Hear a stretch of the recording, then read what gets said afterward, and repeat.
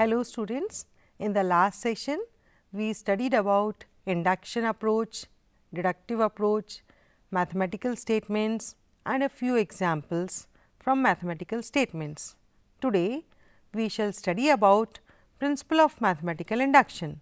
Suppose there is a given statement P of n involving the natural number n such that the statement is true for n is equal to 1, that is P of 1 is true, and if the statement is true for n is equal to k plus 1, that is truth of P k implies the truth of P k plus 1, then P of n is true for all natural numbers n.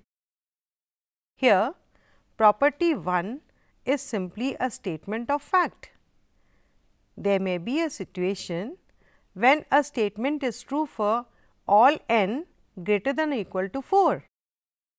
In this case, step 1 will start from n is equal to 4 and we shall verify the result for n is equal to 4, that is P of 4, whereas property 2 is a conditional property. It does not assert that the given statement is true for n is equal to k, but only that if it is true for n is equal to k, then it is also true for n is equal to k plus 1. So, to prove that the property holds, only prove that conditional proposition. What is that conditional proposition? If the statement is true for n is equal to k, then it is also true for n is equal to k plus 1. This is sometimes referred to as inductive step. The assumption that the given statement is true for n is equal to k, then it is also true for n is equal to k plus 1. The assumption that the given statement is true for n is equal to k in the inductive step is also called the inductive hypothesis. To prove that a statement P of n is true for all natural numbers n, we have to go through two steps for principle of mathematical induction. Let us see what are they. First is to verify the result for n is equal to 1. Second, assume the result is true for n is equal to k and then prove the result for n is equal to k plus 1. Here we have a special remark to make. We emphasize that the proof by mathematical induction requires the fulfillment of both the conditions first and second as stated above.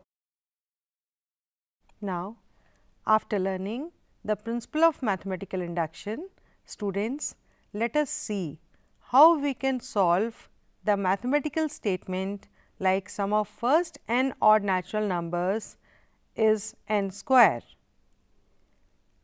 First, let P n be the statement 1 plus 3 plus 5 plus to n terms is equal to n square, which again can be rewritten as 1 plus 3 plus 5 plus 2 n minus 1 is equal to n square. Did you observe how we obtained 2 n minus 1 here? Look, the given numbers are forming an AP 1, 3 and 5. First term is 1 and common difference is 2.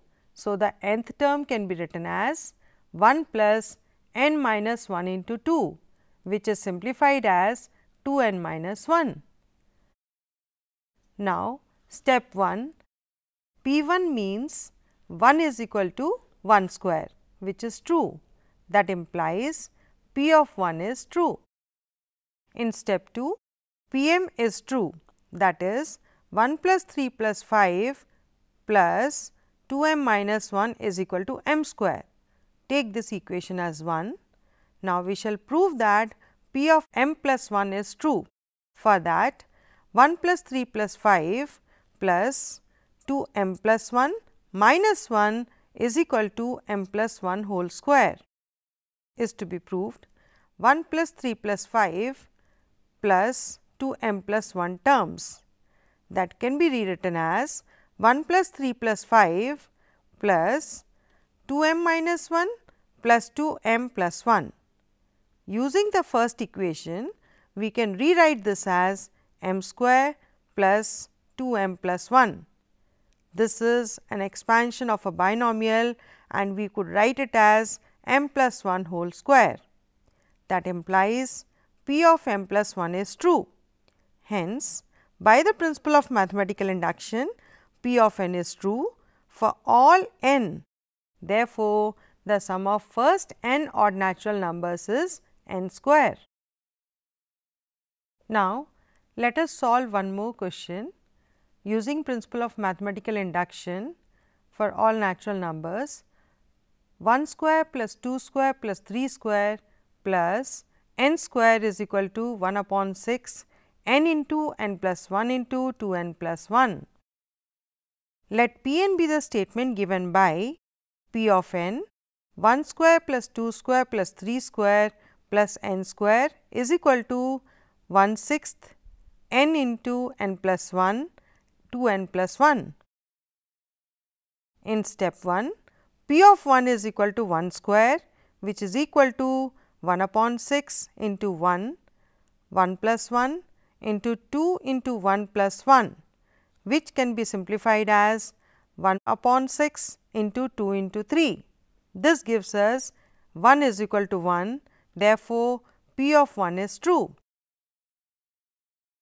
In the second step, let P of m be true, then 1 square plus 2 square plus 3 square plus m square plus m plus 1 whole square is equal to 1 upon 6 m plus 1 plus 1 into 2 into m plus 1 plus 1. Now, 1 upon 6 m into m plus 1 to m plus 1 plus m plus 1 whole square, because from first equation we can rewrite it as 1 upon 6 m into m plus 1 into 2m plus 1 plus m plus 1 whole square. Taking 1 upon 6 m plus 1 outside the brackets, we can simplify it as m into 2m plus 1 plus 6 into m plus 1.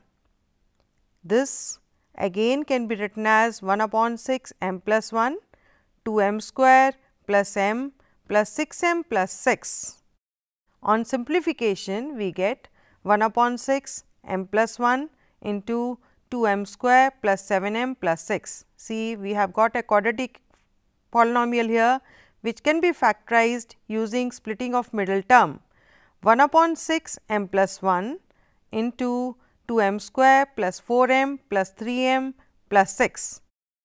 That can be written as 1 upon 6 m plus 1, 2m into m plus 2 plus 3 into m plus 2, which can be factorized as 1 upon 6 into m plus 1, m plus 2, 2m plus 3, which again can be shown as 1 upon 6 m plus 1, m plus 1 plus 1, 2 into m plus 1 plus 1. That implies P of m plus 1 is true. Hence, by the principle of mathematical induction, P of n is true for all the natural numbers n belonging to n. So, let us summarize today what we have studied. The principle of mathematical induction is one such tool which can be used to prove a wide variety of mathematical statements. Each such statement is assumed as P of n associated with positive integer n, for which the correctness for the case n is equal to 1 is examined. Then, assuming the truth of P of k for some positive integer k, the truth of P of k plus 1 is established.